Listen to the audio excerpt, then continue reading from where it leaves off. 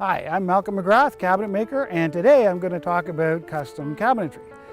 Most companies, what they call custom, they got 5 different door styles and 5 different colors or something like that, and really what you get is just a mix and match. But when I do cabinets, I'm really working with thousands of colors, thousands of trim combinations and door styles, and hundreds of different types of materials. So the way I like to approach it is I like to start with an overall concept. And that concept can be traditional, like English pub or country kitchen, or it can be modern, like Bauhaus or Art Deco. But once I have the overall concept, then I kind of work backwards to the details and iron out how it all fits together. And sometimes it's not even a sort of concept that's been there before, but it's a synthesis of other concepts that work for the client. And I'm going to show you one of the most interesting kind of synthesis type projects I've done, which is in a little house in East York, and I'd have to call it Gothic Art Deco. So let me show you. Welcome to the Halloween room. So of all my clients, this is one of the most interesting custom projects I've done. This is a client who basically, ever since she was a little kid, has been collecting antique Halloween decorations. It was really critical for me to have a custom display area or a museum room built for my collection. I've been collecting Halloween since I was 4.5 years old, and I had seen a lot of my friends had hobby rooms or museum rooms, but they were all kind of ramshackle, different cabinets put together, and it worked fine. But I was after something that looked a little bit more like an Art Deco museum. So that was a big challenge as well, because I thought, well, how do you combine Victorian Gothic with Art Deco? And I thought, for a while, I thought that was just really not going to work. And then I thought about it, that actually, if you think about Hollywood in the 1930s, you got a combination of Victorian Gothic and Art Deco. If you think of King Kong and the Empire State Building, or the Wicked Witch of the West and the Emerald City, you got this kind of really interesting combination. And I thought, I can really work with this and turn it into something. I could come up with a sort of overall concept which made it all work. And so then I started to work with that and then designed all the various components. So the fireplace was the center of the room, and we really wanted to pick up all both the Art Deco and the Gothic themes. So to begin with, the homeowner, she had an idea of this really modern looking fireplace, and I said, well, that's not going to work. So I suggested a company from England that makes these interesting reproduction gas fireplaces. And one of the things I liked about this is it combined both this kind of Victorian fretwork, and it even had this sort of Art Deco curve, which really went with the whole theme of everything. So this fireplace was perfect. And then we just picked a simple marble. And the actual mantle was something that I reproduced from a picture of an Art Deco fireplace. And once again, we had to make the corners out of solid oak and then round them to achieve all these interesting curves. So to create this kind of Gothic Art Deco look, one of the things we did was make the cabinets all different heights and projections. And it not only gave it a kind of eclectic look, but it also recreated this kind of Art Deco idea of skyscrapers, because Art Deco was influenced by skyscrapers. So it almost looks like the skyline of Manhattan in 1930 with these interesting variations in shapes.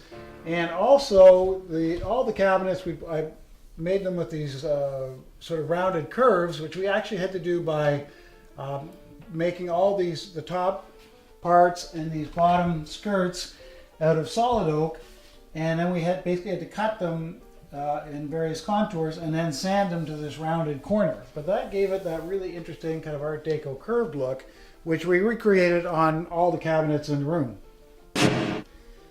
Because the room was supposed to show Halloween decorations, getting the color right was really one of the crucial aspects of the design. So we basically, because Halloween decorations are primarily pumpkins, and that's primarily orange, the most important thing was that we really had a good contrast with these orange decorations. So we took the color wheel and we really worked with that, and we came up with what was going to be the exact contrast of orange, which is really kind of a dark gray, almost with a bit of a blue in it, but you don't notice it. I think it's a greeny blue. But so ultimately, so that all the orange pumpkins would really pop. In order to make everything look like standalone furniture, it was important to put all the cabinets on legs. And I found these interesting legs from a carving shop that I worked with. And the thing I really liked about them was they had both a kind of Art Deco look to them, and they also had a really nice sort of antique look. Because we were designing a Halloween room, we spent a lot of time trying to get the lighting right. So all of the cabinets have, each wall of cabinets is basically separately switched with dimmers. There are lights in the on top of each shelf here, and on this particular shelf we actually have lights inside the various pumpkins, which is on a separate switch on a separate dimmer.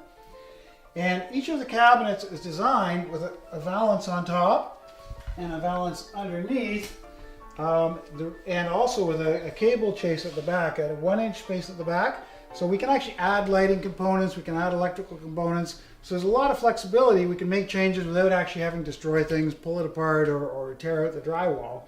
And all the plugs are designed so they're hidden behind this valance. So everything is kind of independently switchable, and we've got a lot of, it's almost like a movie studio in here, or a theater. Hang on, let me just, all, oh, there we go. You can see all the different switches that do all kinds of things, and they're all on dimmers and like that. So there. So there. So we had to make a concession to the man of the house, who's an audiophile.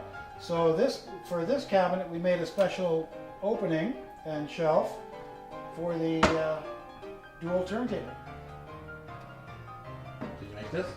Yes, and I made this. Are you happy about it? Yes.